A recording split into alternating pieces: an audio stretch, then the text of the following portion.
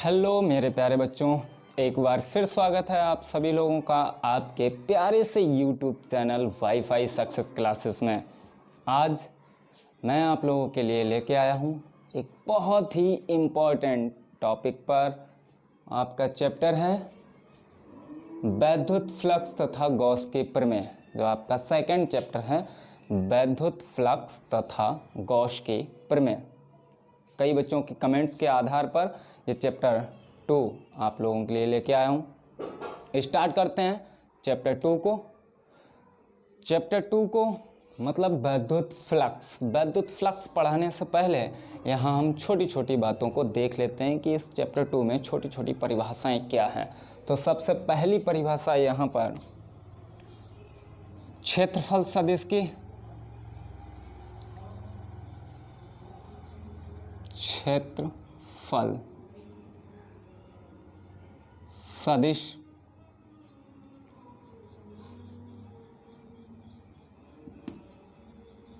अब क्षेत्रफल सदिश, यहाँ पर क्षेत्रफल तो सभी लोगों को पता है। अगर किसी वर्ग का क्षेत्रफल है तो भुजा स्क्वायर, ठीक है। किसी आयत का क्षेत्रफल हमें निकालना है तो वहाँ पर होता है लंबाई इंटू चौड़ाई। लेकिन यहाँ पर क्षेत्रफल सदिश की बात की गई है। क्षेत्रफल सदिश, अच्छा सदिश को हम पढ़ चुके हैं पिछली क्लासों में। अरे फर्स्ट ईयर में भी पढ़ा है हमने, ज़्यादा पीछे नहीं जाते हैं। फर्स्ट ईयर में हमने पढ़ा है सदिश राशियों के बारे में। तो वे राशियाँ जिनमें परिमाण के साथ साथ दिशा का भी बोध होता है, सदिश राशियाँ कहलाती हैं। तो इसी से आपका रिलेटिव है क्षेत्रफल सदिश। अच्छा, क्षेत्रफल सदिश की हम बात करते हैं। जो क्षेत्रफल सदिश को समझ लेते हैं ज़रा। ये आपका एक्स अक्ष हो गया, ये वाई अक्ष हो गया, और यहाँ पर ये रहा आपका जेड अक्ष। इनको जब प्रदर्शित करते हैं एकांक सदिश तो एक्स अक्ष में आई कैप होता है, वाई अक्ष में जे कैप होता है और जेड अक्ष में के कैप होता है। यहाँ पर अगर हम कोई वर्ग बना दें इस तरीके से और जिसकी भुजा ए ए ए ए, तो हम इसको कहेंगे कि ये एक्स वाई में हमारा एक वर्ग है, ठीक है। और यहाँ पर ये थोड़ा अच्छा नहीं दिख रहा है, ये इस तरीके का हमारा वर्ग बन गया। अगर हम क्षेत्रफल सदिश की बात करेंगे तो इसका एरिया, जो क्षेत्रफल होगा, उसकी दिशा किधर होगी। तो दिशा, अच्छा यहाँ पर क्षेत्रफल सदिश निकालेंगे तो वेक्टर ए इक्वल आपका नाम दे देते हैं ए बी सी और डी। तो यहाँ पर आपका क्या होगा, A B cross B C, यही होगा ना। यहाँ पर अगर एंगल की बात करते हैं, ये वेक्टर ए इक्वल आपका ए बी बी सी और साइन थीटा। एंगल की बात करेंगे तो प्रत्येक कोण यहाँ पर 90 अंश का होगा, तो साइन 90 हो गया। इनका मान रखेंगे तो यहाँ पर ए इक्वल आपका ए इंटू ए और साइन 90 का मान 1, तो ये क्या हो जाएगा आपका ए स्क्वायर, ठीक है। इस तरीके से हम क्षेत्रफल निकालते हैं। तो ये क्षेत्रफल सदिश। अगर इसकी दिशा की बात करते हैं कि ये क्षेत्रफल किधर होगा, तो क्षेत्रफल यहाँ पर या तो एक्स वाई में है, या एक्स वाई में अगर क्षेत्रफल की दिशा निकालेंगे तो क्षेत्रफल या तो होगा इस साइड बाहर की ओर, मतलब जेड अक्ष में, या तो जेड अक्ष में बाहर की ओर होगा या जेड अक्ष में अंदर की ओर होगा। ये तो हमारा 2 अक्षों पर रहा। अगर हम 3 अक्ष की बात करते हैं, अब 3 अक्ष में क्या होगा, जो हमारा 3 अक्ष में, यानी कि इस तरीके से एक डिब्बा बना लिया भाई, दूसरा भी डिब्बा बना लिया यहाँ पर। अच्छा, इसको जोड़ दिया, इसे जोड़ दिया, इसे जोड़ दिया और इसे जोड़ दिया। क्यों घन बन गया हमारा यहाँ पर। तो घन मतलब ये यहाँ पर 3 अक्षों को प्रदर्शित कर रहा है। अब ये क्या हुआ, अभी तक आपका ये था वर्ग, वर्ग आपका खुला हुआ था, यहाँ पर क्या है, घन है, घन ये आपका बंद है। यहाँ पर अगर हम क्षेत्रफल सदिश की बात करेंगे तो यहाँ पर क्षेत्रफल सदिश को हमने किधर माना, या तो पृष्ठ के बाई में, पृष्ठ के लंबवत मतलब ऊपर की ओर, या जेड में पृष्ठ के बाहर की ओर, या पृष्ठ के अंदर की ओर, रहेगा इसके लंबवत ही। ये आप लोग फर्स्ट ईयर क्लास में पढ़ चुके हैं। जो क्षेत्रफल होता है वो हमेशा इस पृष्ठ के लंबवत या ऊपर की ओर मतलब बाहर की ओर, या पृष्ठ के लंबवत नीचे की ओर मतलब अंदर की ओर। तो अगर हम क्षेत्रफल सदिश की बात करते हैं तो परिभाषा में हम लिख सकते हैं क्षेत्रफल सदिश को, जिसको भी परिभाषा नोट करनी है वो अपना नोट्स बना सकता है। क्षेत्रफल सदिश की परिभाषा, किसी भी पृष्ठ के किसी बिंदु पर पृष्ठ के ठीक अभिलंबत खींची गई रेखा क्षेत्रफल सदिश को प्रदर्शित करती है। एक बार फिर सुन लीजिए, किसी भी पृष्ठ के किसी बिंदु पर पृष्ठ के ठीक अभिलंबत खींची गई रेखा क्षेत्रफल सदिश को प्रदर्शित करती है, जिसे हम वेक्टर डीए से प्रदर्शित करते हैं। यह आपका क्षेत्रफल सदिश का प्रतीक हो गया। क्षेत्रफल सदिश को वेक्टर डीए से प्रदर्शित करते हैं। अच्छा, यहाँ पर परिभाषा में हमने कहा कि पृष्ठ के ठीक अभिलंबत कोई भी रेखा खींचे। अब पृष्ठ के अभिलंबत अंदर की ओर भी हो गई और बाहर की ओर भी, लेकिन जो गॉस की प्रमेय है इस पार्ट में, वैद्युत फ्लक्स वाले पार्ट में, हमेशा हम क्षेत्रफल सदिश को पृष्ठ के अभिलंबत बाहर की ओर ही लेते हैं। अगर ये वाला आपका पृष्ठ है तो इसके ठीक लंबवत बाहर की ओर, अगर ये पृष्ठ है तो ठीक लंबवत बाहर की ओर। जो क्षेत्रफल सदिश होगा उसको हम फिजिक्स में हमेशा पृष्ठ के बाहर की ओर और पृष्ठ के लंबवत रखते हैं। तो ये आपकी बात रही क्षेत्रफल सदिश की। अब हम बात कर लेते हैं वैद्युत फ्लक्स। क्षेत्रफल सदिश हो गया। यहाँ पर एक परिभाषा और आती है आपकी घन कोण की। घन कोण की परिभाषा से ही रिलेटिव आपकी गॉस की प्रमेय भी है। कुछ किताबों में गॉस की प्रमेय को सिद्ध करवाते हैं घन कोण के आधार पर, और कुछ किताबों में गॉस की प्रमेय को सीधा सीधा ऐसे ही सिद्ध करवा देते हैं। यहाँ पर हम घन कोण की परिभाषा आपको बता दे रहे हैं। जिसको भी परिभाषा नोट करनी है घन कोण की, नोट कर लीजिए। घन कोण, घन कोण की परिभाषा क्या होती है? किसी गोलीय चालक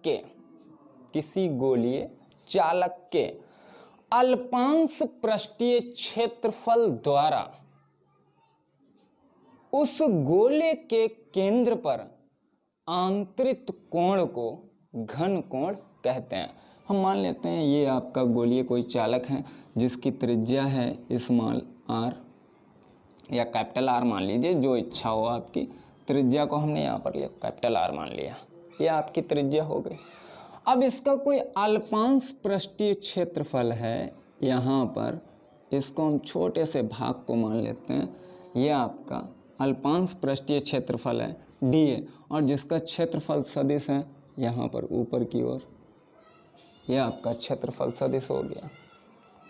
अब इसका जो अल्पांश पृष्ठीय क्षेत्रफल है, इसके द्वारा गोले के केंद्र पर जो भी कोण बनाया जाएगा उसी को हम घन कोण कहते हैं, और अल्पांश पृष्ठ द्वारा जो बनाया गया घन कोण है इसको हम डी ओमेगा से प्रदर्शित करते हैं। तो घन कोण की परिभाषा एक बार फिर सुन लीजिए। किसी गोलीय चालक के अल्पांश पृष्ठीय क्षेत्रफल द्वारा गोले के केंद्र पर आंतरिक कोण को घन कोण कहते हैं। ये आपका घन कोण हो गया। और पूरे गोले द्वारा यहाँ पर अगर हम घन कोण की बात करें तो डी ओमेगा बराबर आपका होता है d A upon r square. क्योंकि ये तो आप लोग जानते हैं कोण बराबर, ठीक है ना, याद आया। अब यहाँ पर जरा देखिए, अगर हम कहें कि पूरे गोलीय चालक द्वारा यानी कि पूरे गोले के पृष्ठ द्वारा गोले के केंद्र पर आंतरिक कोण कितना होगा, तो इसके लिए संपूर्ण गोलीय पृष्ठ द्वारा केंद्र पर आंतरिक घन कोण, तो ओमेगा बराबर integration d A upon r square. ठीक है, अगर यहाँ पर कोई एंगल होता तो हम उसको कह देते कि डी ए कॉस थीटा हो जाता आपका। जैसे क्षेत्रफल सदिश को यहाँ पर सदिश हटाते हैं तो कॉस थीटा आ जाता है, सदिश का निशान हटाते हैं तो कॉस थीटा आ जाता है। यहाँ क्या करते हैं, ये आपका अगर एंगल होता, एंगल अगर कोई होता, यहाँ पर क्षेत्रफल सदिश है, अगर थीटा कोण पर होता तब।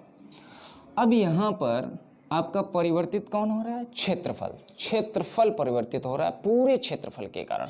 तो यहाँ पर जो हमारा आर स्क्वायर है ये कांस्टेंट हो गया, इसको बाहर निकाल लेते हैं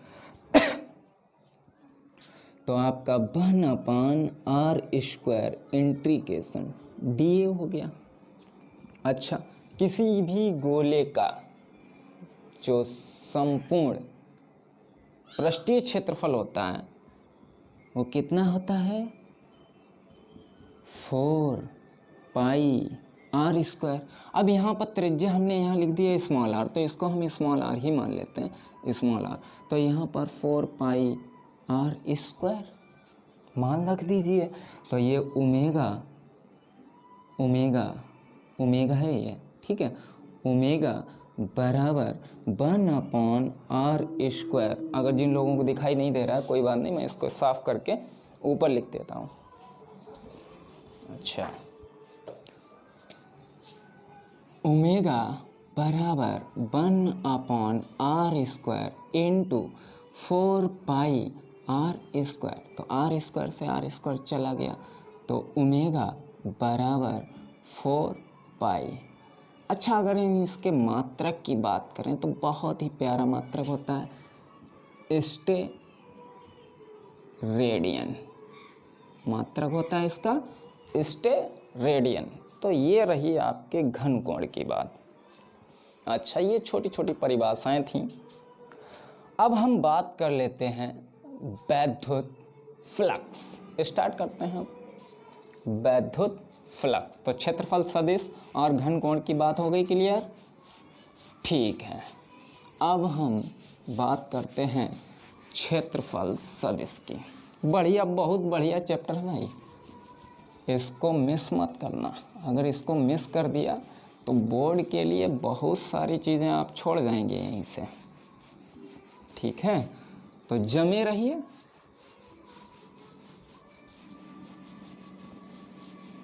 अच्छा, इसको साफ कर दिया।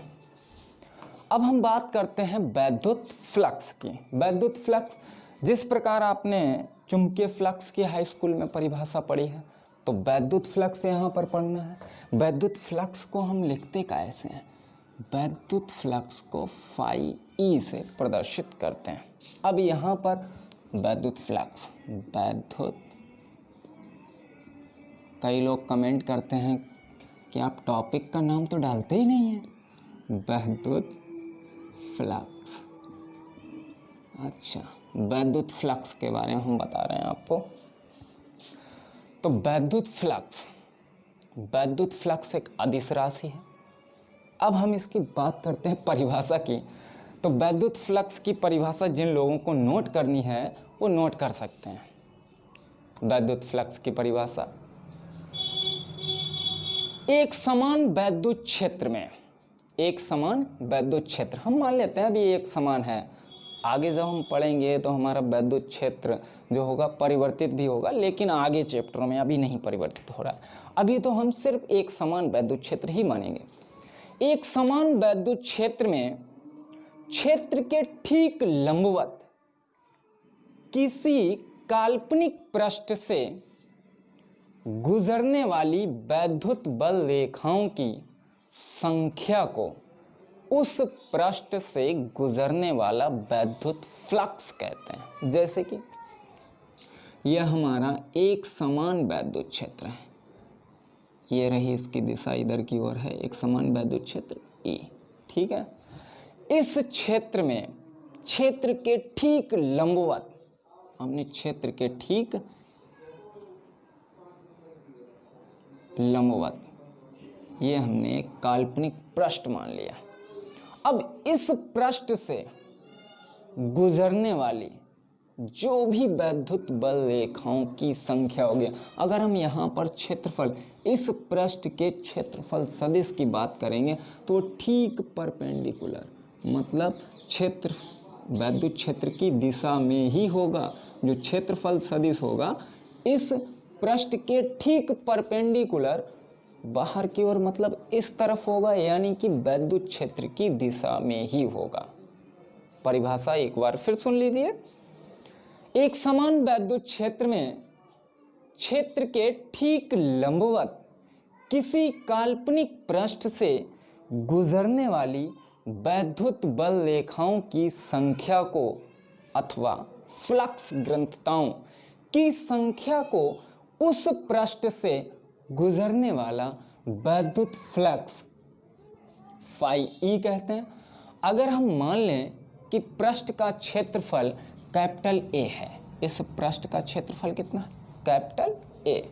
तो ये हमने आपको बताया जो वैद्युत फ्लक्स है ये एक अदिश राशि है, तो आपका हो जाएगा वैद्युत क्षेत्र ई डॉट क्षेत्रफल सदिश डी ए। या यहाँ पर डॉट हटाएंगे तो ये आपका ई और ए। अच्छा, अगर ये पृष्ठ आपका ठीक लंबवत न होकर थीटा कोण पर हो, ठीक है, अब पृष्ठ को हम क्या करेंगे, ठीक लंबवत न होकर थीटा कोण पर रखेंगे।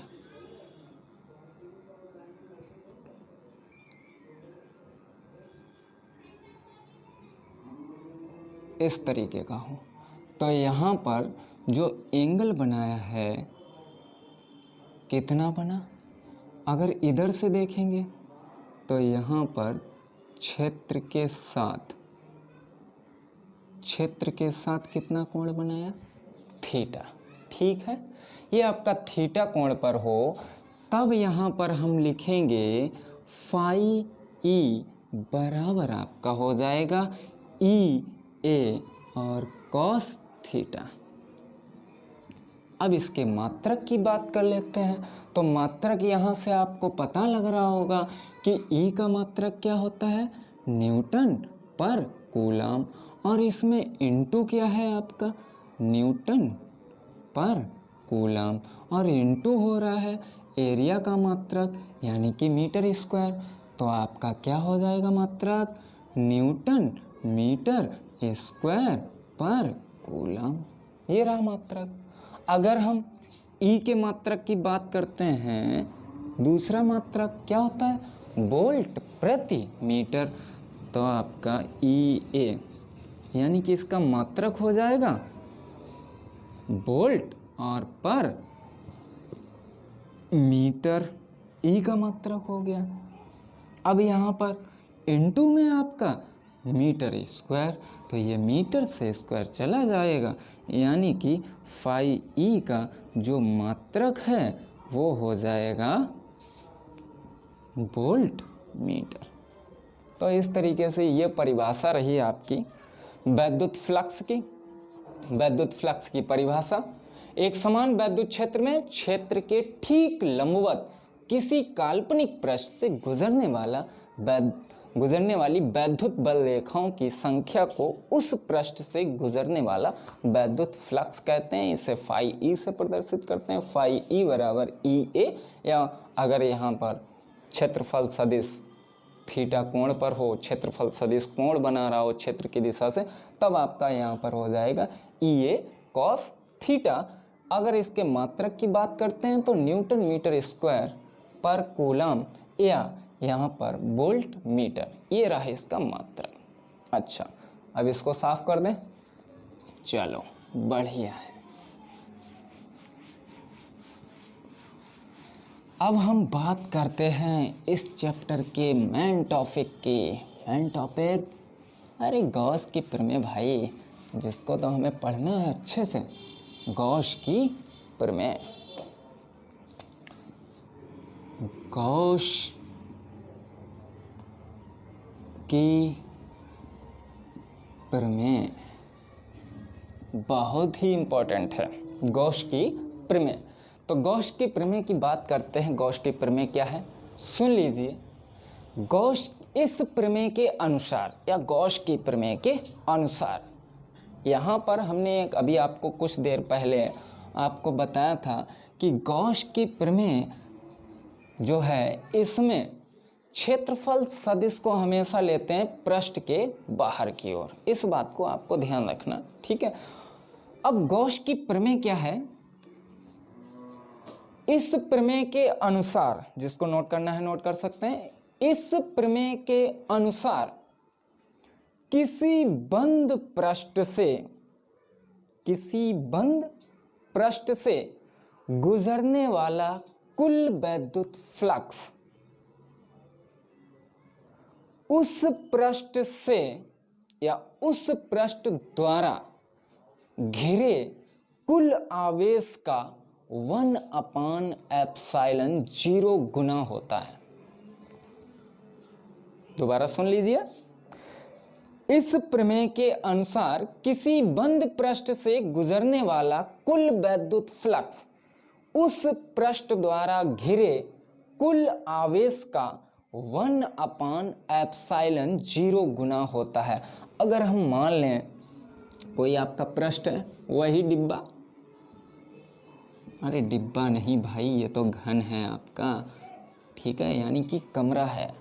अगर किसी कमरे के अंदर क्यू आवेश रखा है, मतलब अगर किसी घन द्वारा कुल घिरा हुआ आवेश स्मॉल क्यू है, तो उस पूरे घन, मतलब घन में जो 6 सतहें होती हैं, तो 6 सतह द्वारा घिरा कुल आवेश कितना हो गया, स्मॉल क्यू। अच्छा, तब इन 6 सतहों से गुजरने वाला कुल वैद्युत फ्लक्स फाई ई बराबर आपका हो जाएगा Q/ε0, या यहाँ पर 1/ε0 गुणे घेरा कुल आवेश।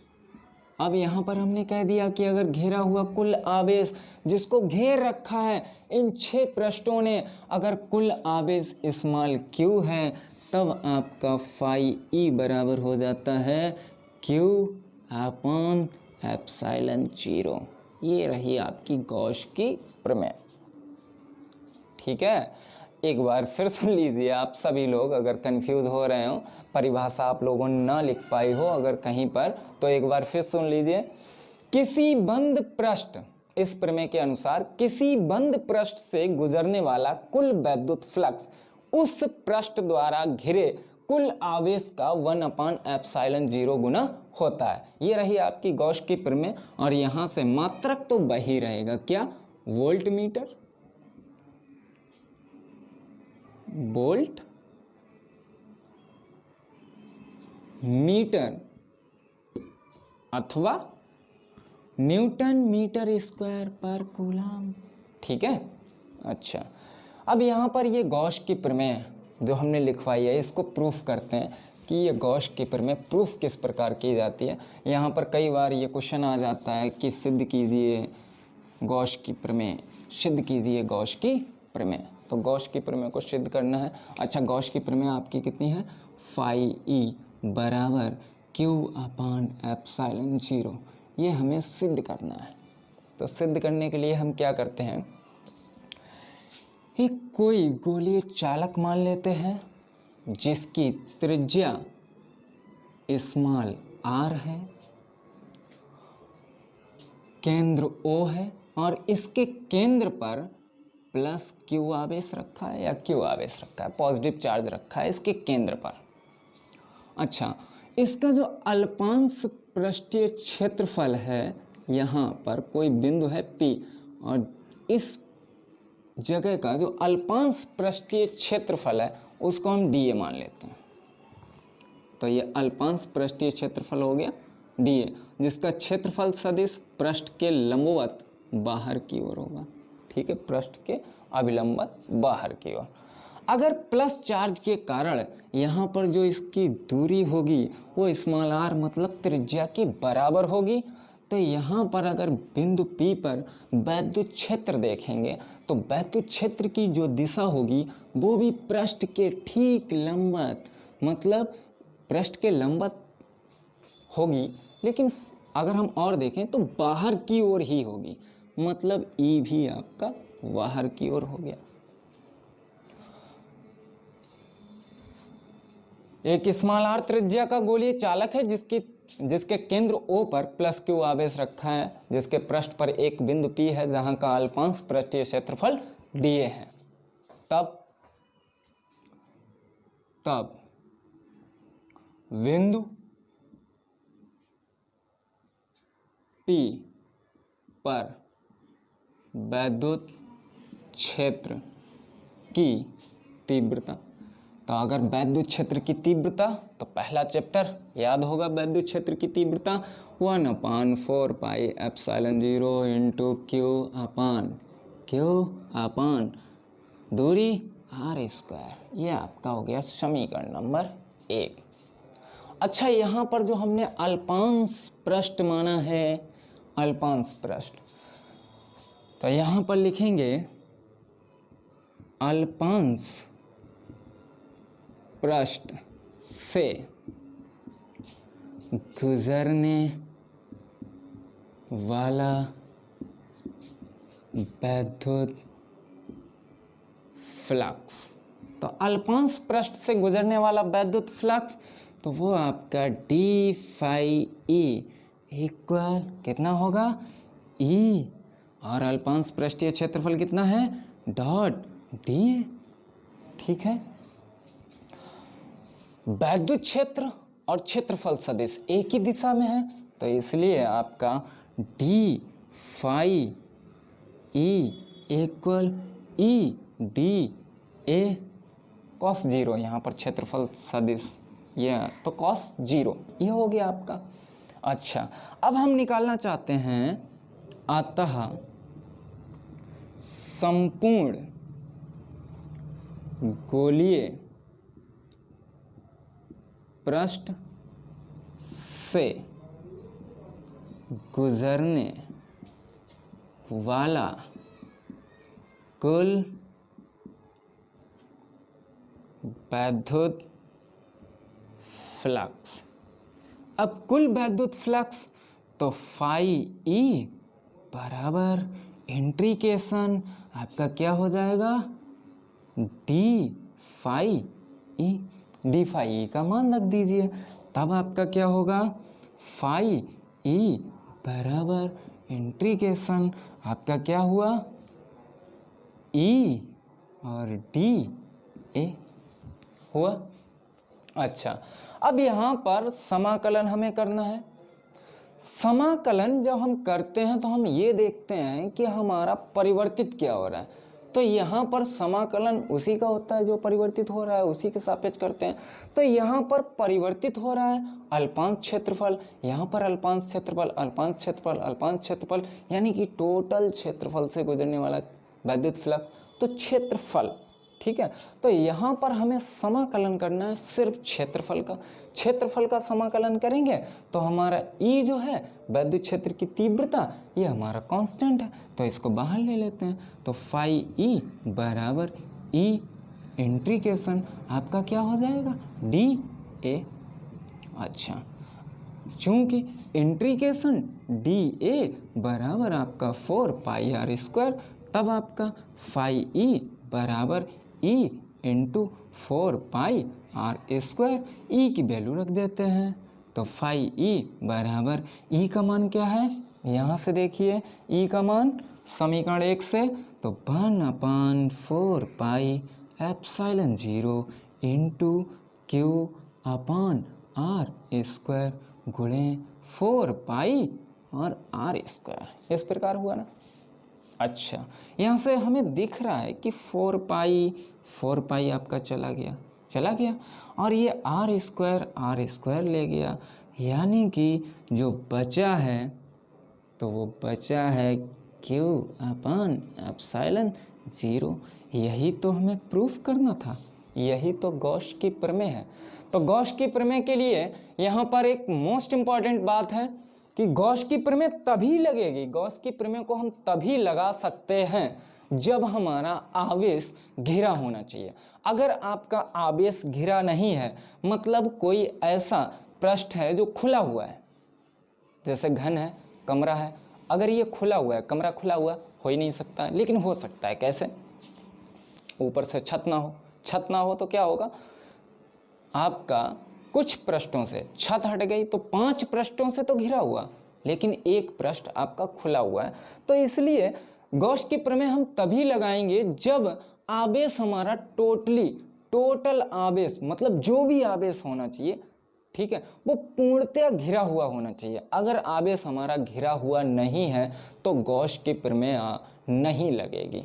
तो गॉस की प्रमेय के लिए एक सबसे ज़्यादा ज़रूरी बात है कि जो भी आवेश हो, आवेश की कुछ भी मात्रा हो, लेकिन वो घिरी होनी चाहिए पूर्णतया, ठीक है। आवेश की मात्रा हो सकता है कि आवेश कम घिरा हो, लेकिन जो भी आवेश की मात्रा होगी वो पूर्णतया घिरी हुई होनी चाहिए। अच्छा, ये रही थी आपकी गॉस की प्रमेय की उत्पत्ति। यहाँ पर हमने क्या किया कि घन कोण नहीं रखा है। अगर घन कोण के माध्यम से या घन कोण द्वारा गॉस की प्रमेय को सिद्ध करना है तो घन कोण के द्वारा भी सिद्ध कर सकते हैं। यहाँ पर क्या है कि आपको घन कोण का मान रखना है, फिर पूरे गोले के लिए घन कोण का मान यहाँ पर रख देंगे तो 4 पाई, ये आपका यहाँ पर जो डी ए है, d A upon r square, ये डी ओमेगा की जगह पे आ जाएगा, तो 4 पाई से 4 पाई चला जाएगा, कुल मिला के तब भी आपका सिद्ध हो जाएगा, ठीक है। ये रही आपकी गॉस की प्रमेय, जिसको भी स्क्रीनशॉट लेना हो ले सकते हैं, ठीक है। अच्छा, बहुत बढ़िया सी प्रमेय है भाई, गॉस की प्रमेय बहुत इम्पॉर्टेंट है। हमेशा किसी साल का भी आप क्वेश्चन पेपर उठा के देखना, गॉस की प्रमेय या उससे रिलेटिव आपको डेरिवेशन या आंकिक प्रश्न जरूर आपसे पूछा जाएगा। तो इसलिए ये हमेशा ही बोर्ड में एक मोस्ट इम्पॉर्टेंट टॉपिक बन के रहा है। अच्छा, इसके बाद हम बात करते हैं आवेश वितरण की। हालांकि पहले चैप्टर में जो आपका वैद्युत क्षेत्र की तीव्रता, मतलब वैद्युत क्षेत्र तथा कूलाम का नियम, जो पहला चैप्टर है, उसमें आप पढ़ चुके हैं आवेश का वितरण, आवेश को किस प्रकार वितरित किया जा सकता है। तो आवेश को मुख्यतः 3 प्रकार से वितरित किया जाता है। एक आपका रेखीय आवेश वितरण होता है, दूसरा आपका पृष्ठीय आवेश वितरण और तीसरा आपका आयतन आवेश वितरण। फिर उसके बाद में वहीं पर परिभाषाएं थीं रेखीय आवेश घनत्व की, पृष्ठीय आवेश घनत्व और आयतन आवेश घनत्व। यहाँ पर हम 1 मिनट में उनकी बात कर लेते हैं। जो आपका रेखीय आवेश घनत्व था लेमडा, तो लेमडा बराबर आपका था किसी चालक को दिए गए आवेश तथा उसकी लंबाई के अनुपात को रेखीय आवेश घनत्व कहते थे, ठीक है। अच्छा, जो आपका पृष्ठीय आवेश घनत्व था उसको हम सिग्मा से लिखते थे। किसी पृष्ठ को दिए गए आवेश तथा उसके संपूर्ण क्षेत्रफल के अनुपात को पृष्ठीय आवेश घनत्व कहते थे। यहाँ इसकी मात्रक जो इसका होता था कूलाम पर मीटर, यहाँ पर जो मात्रक होता था कूलाम पर मीटर स्क्वायर, और जो आपका आयतन आवेश घनत्व था वो था अचालक के लिए। किसी अचालक को दिए गए आवेश तथा उसके संपूर्ण आयतन के अनुपात को आयतन आवेश घनत्व कहते हैं। उसको रो से लिखते थे, तो रो बराबर आपका Q अपन V, B यहाँ आयतन था तो यहाँ पर इसका मात्रक हो जाता था कूलाम मीटर क्यूब। अच्छा, ये रही थी हमारी पहले चैप्टर से रिलेटिव कुछ बातें। अब यहाँ पर जो गॉस की प्रमेय के अनुप्रयोग आएंगे, गॉस की प्रमेय के अनुप्रयोग। तो गॉस की प्रमेय के अनुप्रयोग यहाँ पर हम लिख देते हैं गॉस की प्रमेय के अनुप्रयोग। ठीक है, अब अनुप्रयोग हमें लिखना है गॉस की प्रमेय के अनुप्रयोग। तो इससे रिलेटिव भी आपके डेरिवेशन पूछे जाते हैं, काफ़ी इंपॉर्टेंट है क्योंकि गॉस की प्रमेय है, बहुत ही ज़रूरी है बोर्ड एग्जाम के लिए और हमेशा से रही है। तो अनुप्रयोग में नंबर 1 आपका आता है किसी अनंत विस्तार के रेखीय चालक के निकट किसी बिंदु पर वैद्युत क्षेत्र की तीव्रता। तो अनंत विस्तार के रेखीय चालक के निकट वैद्युत क्षेत्र की तीव्रता। वैद्युत क्षेत्र की तीव्रता हम पिछले चैप्टरों में पढ़ चुके हैं कि वैद्युत क्षेत्र की तीव्रता हम निकालते थे। अब यहाँ पर गॉस की प्रमेय का मतलब गॉस की प्रमेय को यूज करके हम वैद्युत क्षेत्र की तीव्रता निकाल सकते हैं। ठीक है, तो इसलिए ये काफ़ी इम्पोर्टेंट है आपका। अच्छा, अब मान लेते हैं हम यहाँ पर इस डेरिवेशन को करने के लिए हम क्या करते हैं, यहाँ पर मान लेते हैं कोई आपका अनंत विस्तार का एक रेखीय चालक है जिसको प्लस Q आवेश दिया जाता है। अब ये चालक है तो चालक के संपूर्ण पृष्ठ पर आवेश एक समान रूप से, मतलब चालक के संपूर्ण पृष्ठ यानी कि चालक की संपूर्ण लंबाई में आवेश एक समान रूप से वितरित हो जाएगा। हमने कितना इसको आवेश दिया, Q आवेश। ठीक है, प्लस Q आवेश दिया जो इसकी संपूर्ण लंबाई में एक समान रूप से वितरित हो गया। अब हम निकालना चाहते हैं इसके निकट किसी बिंदु पर वैद्युत क्षेत्र की तीव्रता। हम मान लेते हैं कि इस चालक से स्मॉल r दूरी पर कोई बिंदु है P जिस पर हमें वैद्युत क्षेत्र की तीव्रता निकालनी है गॉस की प्रमेय की सहायता से। तो इसके लिए हमें गॉस की प्रमेय लगाएंगे। तो गॉस की प्रमेय तभी लगेगी जब हमारा आवेश घिरा हो। ठीक है, अगर आवेश घिरा होना चाहिए तो हमें सीधी सी बात है गॉस की प्रमेय लगाने के लिए आवेश को घेरना पड़ेगा। तो हम क्या करते हैं, इस चालक की लंबाई को मान लेते हैं। इस चालक की लंबाई है स्मॉल l हो गई चालक की लंबाई। अनंत लंबाई का है लेकिन फिर भी हम मान लेते हैं कि जो भी चालक की लंबाई है वो स्मॉल l है, लंबाई फिर जितनी भी हो तो l लंबाई मान ली। इस चालक का जो रेखीय आवेश घनत्व है लेमडा बराबर आपका Q/L। ठीक है, ये रेखीय आवेश घनत्व है। जैसे ही हमने चालक की लंबाई को मान लिया तो हम यहाँ कह देते हैं कि चालक तार को अक्ष मानकर स्मॉल r त्रिज्या के एक गॉसियन बेलन की कल्पना करते हैं। गॉसियन बेलन की कल्पना करते हैं। अरे भाई गॉसियन बेलन, हाँ, तो ये आपका गॉसियन बेलन बन गया, गॉसियन बेलन बन गया।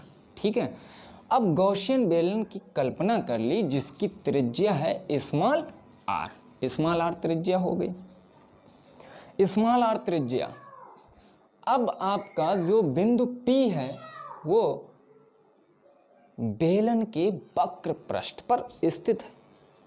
अब इस स्थिति में हम मुख्यतः दो बिंदुओं पर वैद्युत क्षेत्र की तीव्रता ज्ञात कर सकते हैं।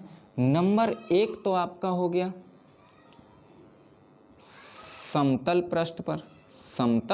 पृष्ठ पर, ये वाले जो है ना, ये आपका क्या है, समतल पृष्ठ, ठीक है, ये आपके समतल पृष्ठ हो गए। और दूसरा आपका है वक्र पृष्ठ पर, वक्र पृष्ठ के किसी बिंदु पर, ठीक है। अब यहाँ हम सबसे पहले बात कर लेते हैं समतल पृष्ठ की। अगर हम समतल पृष्ठ के कहीं पर भी, समतल पृष्ठ पर यहाँ हमने मान लिया कि एक बिंदु P है और इस बिंदु पर वैद्युत क्षेत्र की तीव्रता ज्ञात करनी है, तो यहाँ का जो अल्पांश पृष्ठीय क्षेत्रफल है उसको हमने DA मान लिया। अब अगर इसके हम क्षेत्रफल सदिश की बात करेंगे तो पृष्ठ के ठीक लंबवत ऊपर की ओर होगा कि नहीं।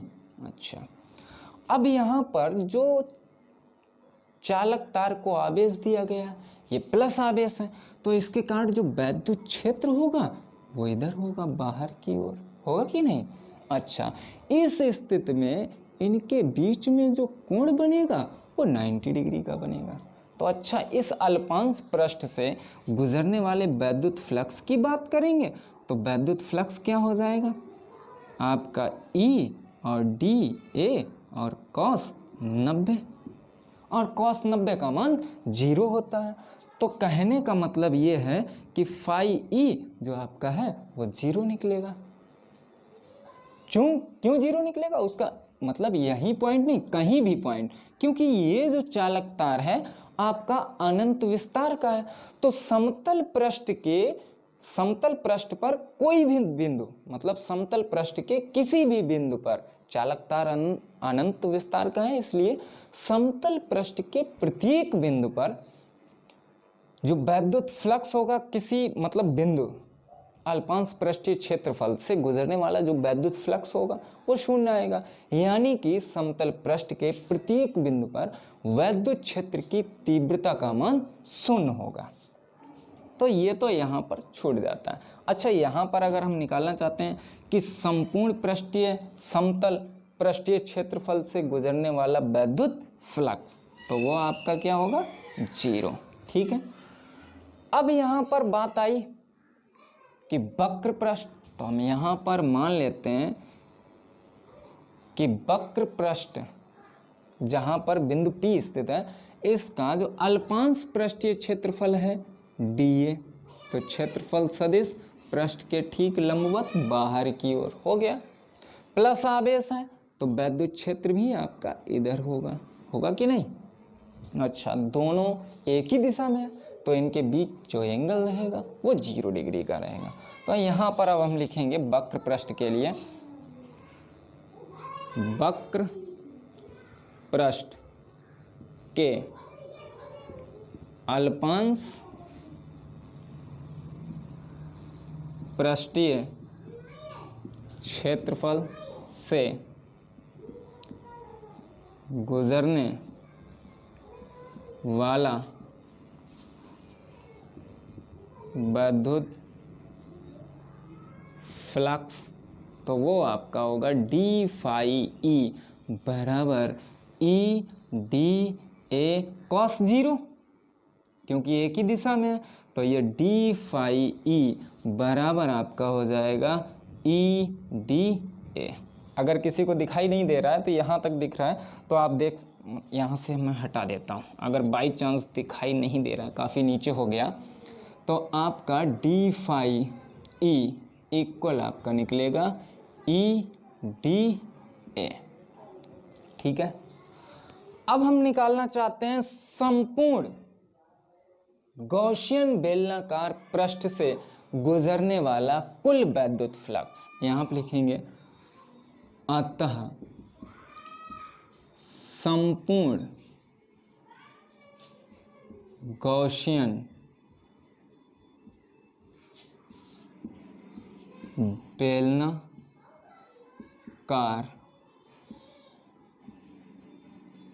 पृष्ठ से गुजरने वाला कुल वैद्युत फ्लक्स, तो कुल वैद्युत फ्लक्स फाई ई बराबर हो जाएगा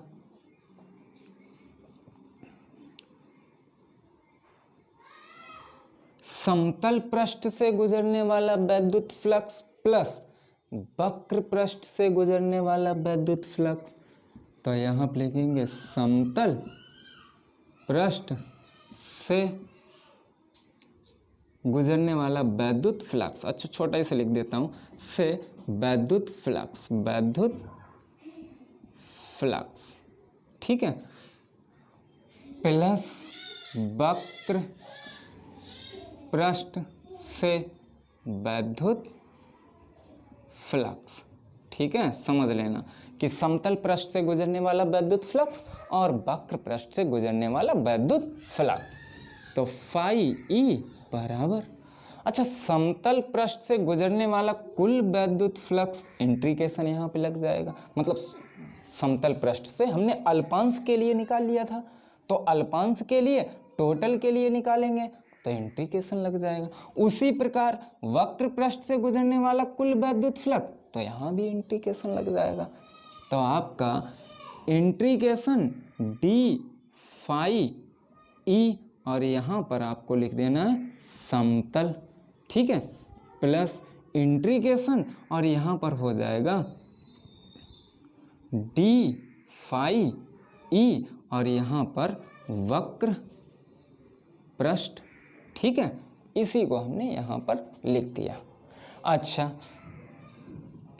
फाई ई बराबर, ये तो आपका निकलता था जीरो, कैसे निकलता था वो बता दिया, तो यहाँ पर आपका जीरो हो गया इंट्रीकेशन। अब वक्र पृष्ठ के लिए, तो वक्र पृष्ठ के लिए हम कहाँ तक निकाल चुके हैं, ये समीकरण 1 तक, ठीक, तो इसका मान रख दीजिए।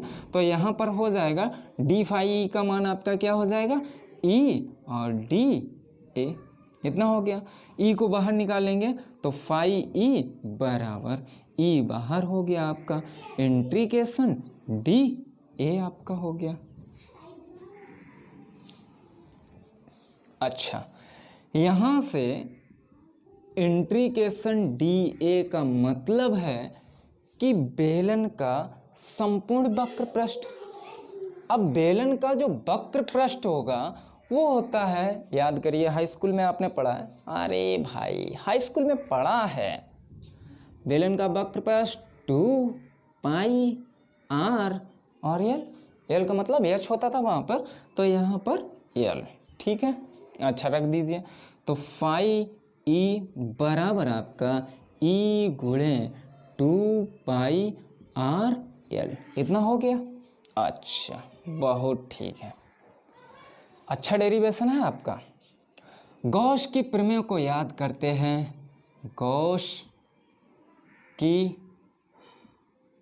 प्रमेय से फाई ई बराबर आपका होता है क्यू अपान एप्सिलॉन 0 होता है। तो यहाँ पर फाई ई का मान रख देते हैं, तो फाई ई के स्थान पर रखना है क्यू अपान एप्सिलॉन 0 बराबर आपका हो जाएगा ई गुणे 2 पाई आर एल। अगर ई का मान निकालना है, ई का ही मान निकालना है भाई तो ई बराबर आपका 1/2 पाई epsilon 0 into q upon R L. अच्छा ये तो रहा आवेश, लंबाई और उस दूरी जहाँ पर बिंदु P है या जहाँ पर विद्युत क्षेत्र की तीव्रता ज्ञात करनी है उसके पदों में। अगर यहाँ पर हम कह दें कि चालक का रेखीय आवेश घनत्व तो लैम्डा है, तब Q अपान एल के स्थान पर लैम्डा रख देंगे तो E बराबर आपका 1/2 पाई एप्सिलॉन 0 और यहाँ आपका हो जाएगा लैम्डा अपान आर, ये इतना हो गया, ठीक है। अगर हम 2 का ऊपर नीचे गुणा कर देते हैं अंश व हर में 2 का गुणा करने पर, ध्यान रखना अंश व हर में 2 का गुणा करने पर, तो E बराबर 1/4 पाई एप्सिलॉन 0 और 2 लैम्डा अपॉन r, ये रहा आपका। अगर इसके मात्रक की बात करते हैं तो वही मात्रक न्यूटन प्रति कूलम अथवा वोल्ट प्रति मीटर।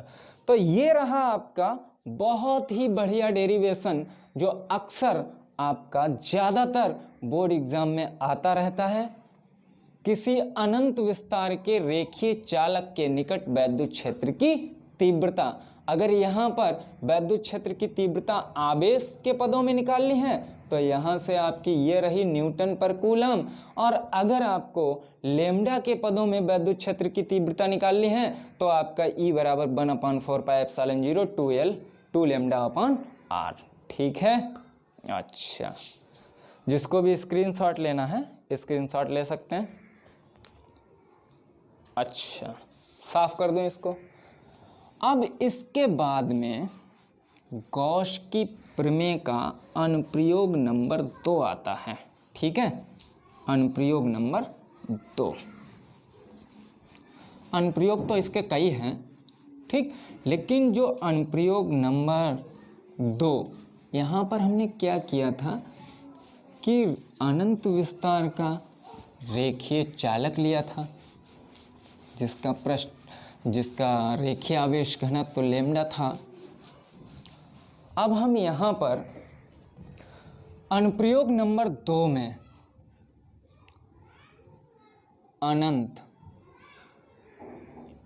अनंत विस्तार की अचालक प्लेट के निकट वैद्युत क्षेत्र की तीव्रता। ठीक है, तो अनंत विस्तार की क्या बात है भाई टेंशन मतलब बहुत ही अच्छा डेरिवेशन है बोर्ड के लिए। बोर्ड एग्जाम में ये गॉस की प्रमेय के जो भी अनुप्रयोग हैं बोर्ड एग्जाम में हर बार हमेशा हर साल आपसे पूछे जाते हैं, इसलिए ये आपका इम्पोर्टेंट टॉपिक है। ठीक है, बढ़िया से समझने की कोशिश कीजिए। अगर एक बार में समझ में आ गया तो श्योर है कि नंबर आपके पक्के हैं यहाँ पर। अच्छा, अब हम क्या करेंगे, अनंत विस्तार की एक अचालक प्लेट है, अचालक चादर, ठीक, अचालक चादर, क्योंकि ये डेरिवेशन अगर हम प्लेट कर देंगे तो प्लेट के लिए दूसरा डेरिवेशन आता है तो उसमें डायरेक्टली आ जाती है। तो यहाँ पर हम पहले अचालक चादर के कारण निकाल लेते हैं, चादर। ठीक है, प्लेट वाला भी है लेकिन प्लेट वाला करवाने के लिए अचालक चादर का जो डेरिवेशन है उसको हम पहले कर लेते हैं। अब अचालक चादर, अब यहाँ पर हमें चादर माननी है भाई, तो चादर ये रही आपकी चादर अनंत विस्तार की, हमने तो इतनी बना ली है, बस ये अनंत विस्तार की है। अब इसको दिया जाता है प्लस क्यू आवेश, तो इसका जो पृष्ठीय आवेश घनत्व है, पृष्ठीय आवेश घनत्व सिग्मा बराबर कितना हो गया, क्यू अपॉन ए, ये रहा पृष्ठीय आवेश घनत्व इस चादर का। ठीक है, तो इस पर प्लस आवेश दिया जाता है, ये प्लस आवेश दे दिया हमने जो एक समान रूप से वितरित हो जाता है इसके अंदर। ठीक है, अब हमें इस चादर के पृष्ठ के ठीक लंबवत स्मॉल r दूरी पर एक बिंदु है P, उस पर वैद्युत क्षेत्र की तीव्रता ज्ञात करनी है। अब जरा देखिए, यहाँ पर जो हमारी अचालक चादर है इसके अंदर आवेश होगा। अब अंदर आवेश होगा तो आवेश के कारण जो वैद्युत क्षेत्र होगा इधर भी होगा चादर के और इधर भी होगा, और जब हम दोनों को निकालेंगे टोटल वैद्युत क्षेत्र जोड़ेंगे तो वही तो आएगा हमारा पूरी चादर के कारण कुल वैद्युत क्षेत्र, वही तो होगा ना। तो हम अगर चादर के यहाँ पर r दूरी पर बिंदु P पर वैद्युत क्षेत्र की तीव्रता निकालना चाहते हैं, तो इसका मतलब है कि चादर के दूसरी ओर उतनी ही दूरी पर हमें वैद्युत क्षेत्र की तीव्रता भी निकालनी होगी। अच्छा, तो हम चादर के दूसरी ओर मान लेते हैं r दूरी पर ही, चादर के दूसरी ओर, पृष्ठ के दूसरी ओर एक बिंदु है P'। अब इन दोनों बिंदुओं पर जो वैद्युत क्षेत्र की तीव्रता होगी उसका टोटल जो आएगा वही इस पूरी चादर के कारण r दूरी पर वैद्युत क्षेत्र की तीव्रता होगी। ठीक है, तो अब इसके लिए गॉस की प्रमेय लगानी है।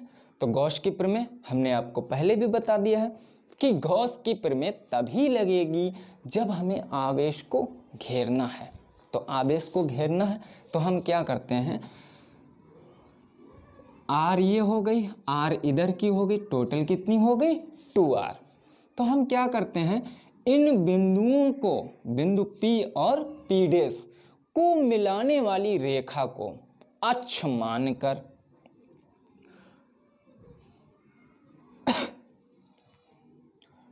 टू आर लंबाई के 2r लंबाई के और इस चादर के आर पार, अच्छा 2r लंबाई के और इस चादर के आर पार कैपिटल A परिच्छेद क्षेत्रफल वाले, अनुप्रस्थ काट का जो परिच्छेद क्षेत्रफल है कैपिटल A मान लेते हैं।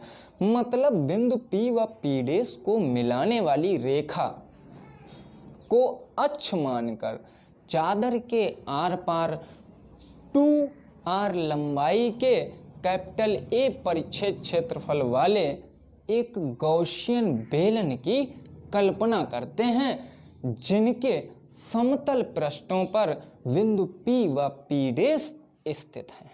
ठीक है, अच्छा, तो इसका ये पृष्ठ, जो समतल पृष्ठ का क्षेत्रफल है कैपिटल A है। अब इस स्थिति में दो बिंदुओं पर वैद्युत क्षेत्र की तीव्रता ज्ञात की जा सकती है। नंबर 1 आपका वक्र पृष्ठ,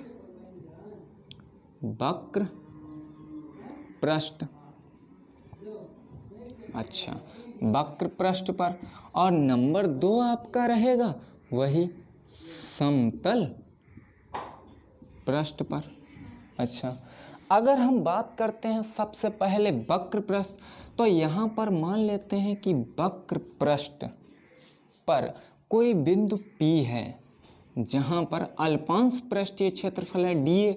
तो यहाँ पर अगर हम क्षेत्रफल सदिश खींचेंगे तो वो ऊपर की ओर होगा कि नहीं, सही है। अच्छा, अब चादर है अनंत विस्तार की, तो चादर अनंत विस्तार की है और प्लस आवेश है, तो इसके कारण जो वैद्युत क्षेत्र होगा ठीक चादर के पृष्ठ के लंबवत इधर की ओर होगा। ठीक है, अच्छा, तो दोनों के बीच में जो एंगल रहेगा वो 90 डिग्री का रहेगा।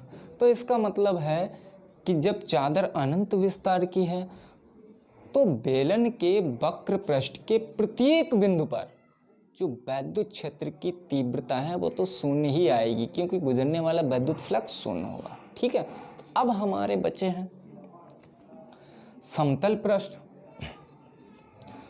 तो समतल पृष्ठ पर अगर हम क्षेत्रफल सदिश मानते हैं dA तो इधर की ओर होगा। ठीक है, और दूसरा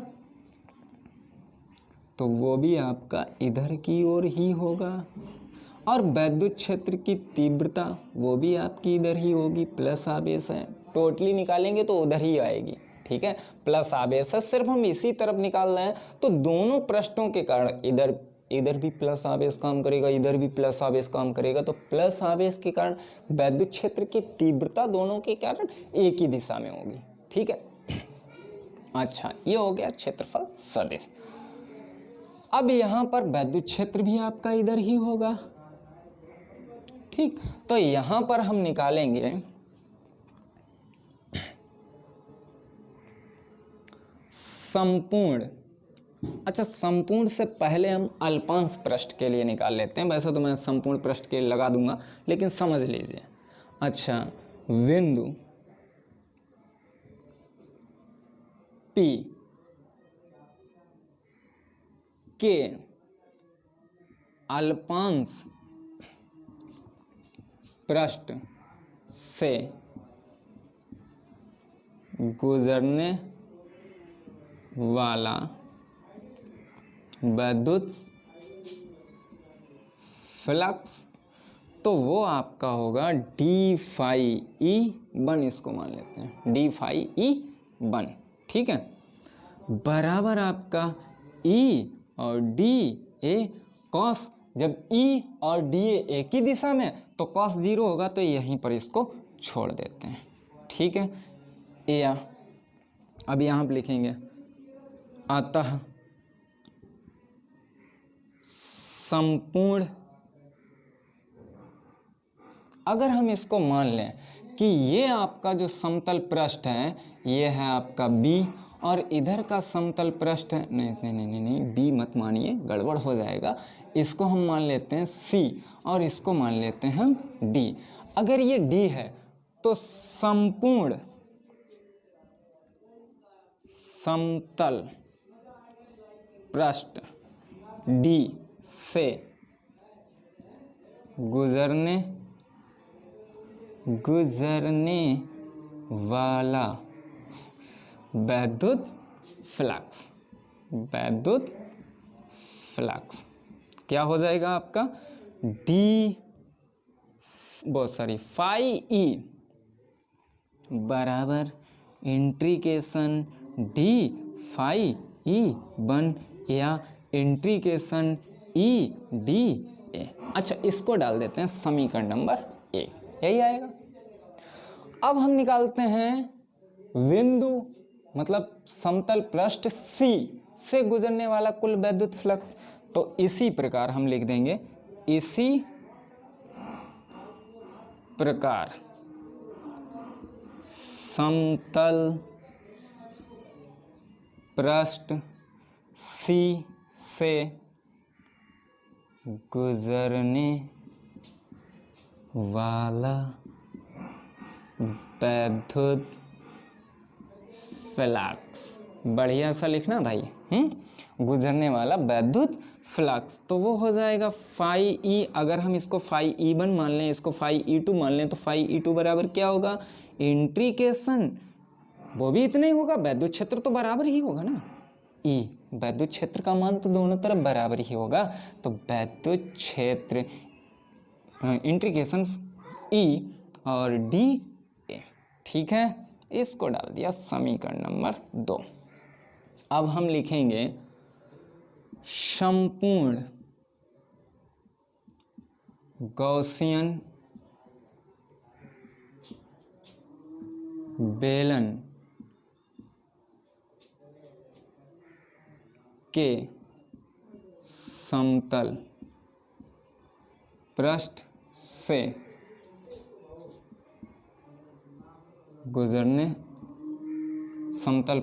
गुजरने वाला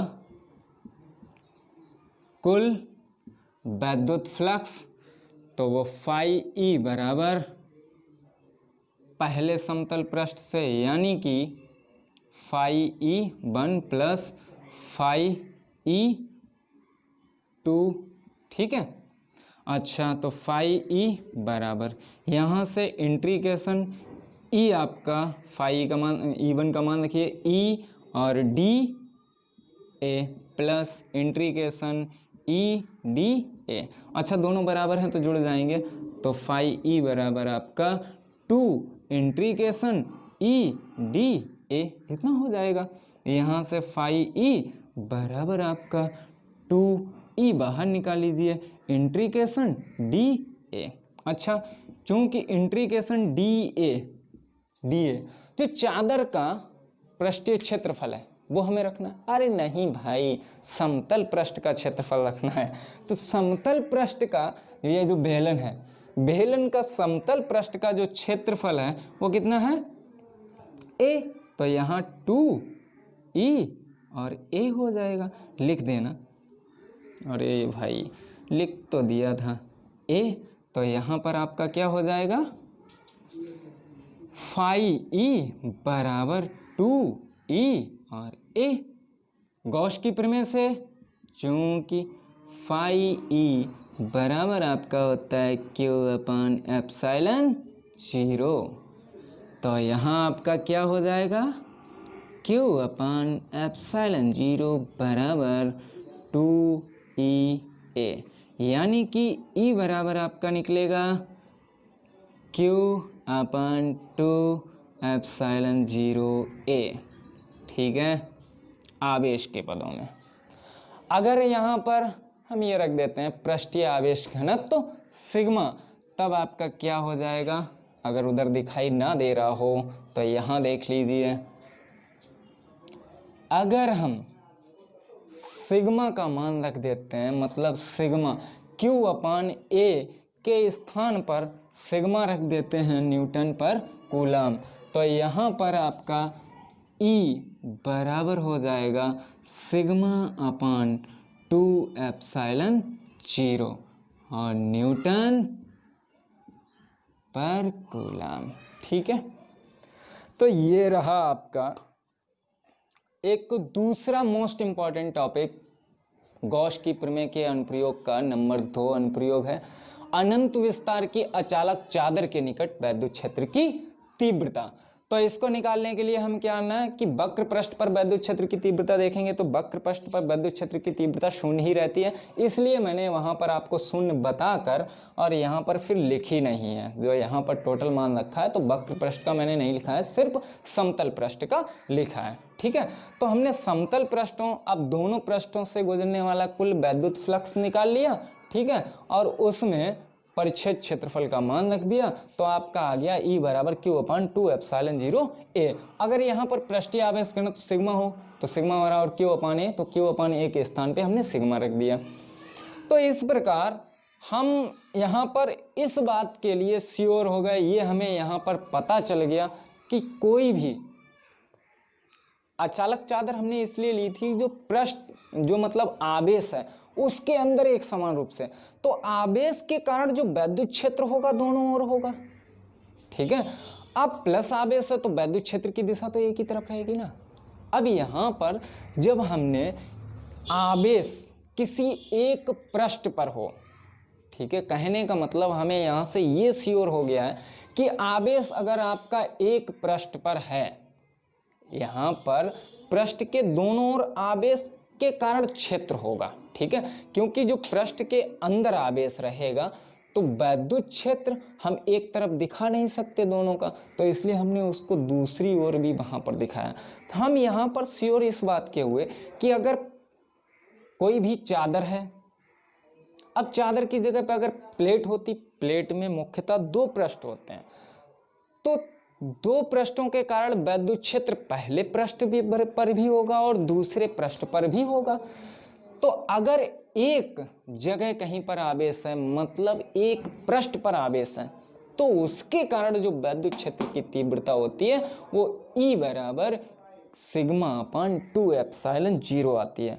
अब जब आवेश 2 पृष्ठों पर होगा तो 2 पृष्ठों के कारण वैद्युत क्षेत्र की तीव्रता कितनी आएगी। ठीक है, अब यहाँ पर कई अनुप्रयोग अभी बाकी हैं, लेकिन आज के वीडियो में सिर्फ इन्हीं 2 अनुप्रयोगों से आज का वीडियो समाप्त करते हैं। तो आपका चैप्टर नंबर 2 वैद्युत फ्लक्स तथा गॉस की प्रमेय, गॉस की प्रमेय हमने पढ़ा दी। उसके बाद में आपका गॉस की प्रमेय के अनुप्रयोग पर 2 आपके डेरिवेशन हो गए। जिसको भी स्क्रीनशॉट लेना है तो वो बच्चा आराम से स्क्रीनशॉट ले सकता है। इसके बाद में नेक्स्ट वीडियो हमारा रहेगा जब हम किसी चालक प्लेट के निकट वैद्युत क्षेत्र की तीव्रता ज्ञात करेंगे, फिर अचालक प्लेट के निकट वैद्युत क्षेत्र की तीव्रता ज्ञात करेंगे, और फिर 2 अचालक विपरीत आवेशित प्लेटों के मध्य या प्लेटों के बाहर वैद्युत क्षेत्र की तीव्रता ज्ञात करेंगे। अच्छा, तो इसका मतलब ये हो गया कि आगे जो भी आपका फिजिक्स आने वाला है, जो भी टॉपिक आएंगे गॉस की प्रमेय पर आधारित होंगे और बहुत ही इम्पॉर्टेंट, बहुत ही ज़रूरी और बहुत ही अच्छे टॉपिक आने वाले हैं, जिनको पढ़ने में भी मज़ा आएगा, आनंद आएगा। तो इसी आनंद के साथ आप लोग पढ़ते रहिए हम अपने YouTube channel wifi success classes पर फिजिक्स, मैथ, केमिस्ट्री, और भी सब्जेक्ट आपके सभी इसी चैनल पर पढ़ाए जाते हैं। तो लगे रहिए, बने रहिए, घर रहिए और पढ़ते रहिए। फिजिक्स हमारे साथ और मैथ केमिस्ट्री दूसरे सर के साथ। आज के लिए इस वीडियो में इतना ही। और हाँ, अगर आपको ये वीडियो अच्छा लगा और भी हमारे वीडियो अच्छे लग रहे हैं तो आप लोग वीडियो को ज़्यादा से ज़्यादा लाइक करें, चैनल को सब्सक्राइब करें और इसको शेयर भी करें, जिससे कि जिन बच्चों को नहीं पता है, जो लोग अभी इसके बारे में नहीं जानते हैं, इस चैनल के बारे में, उन लोगों को भी पता चले। ओके, थैंक यू, धन्यवाद।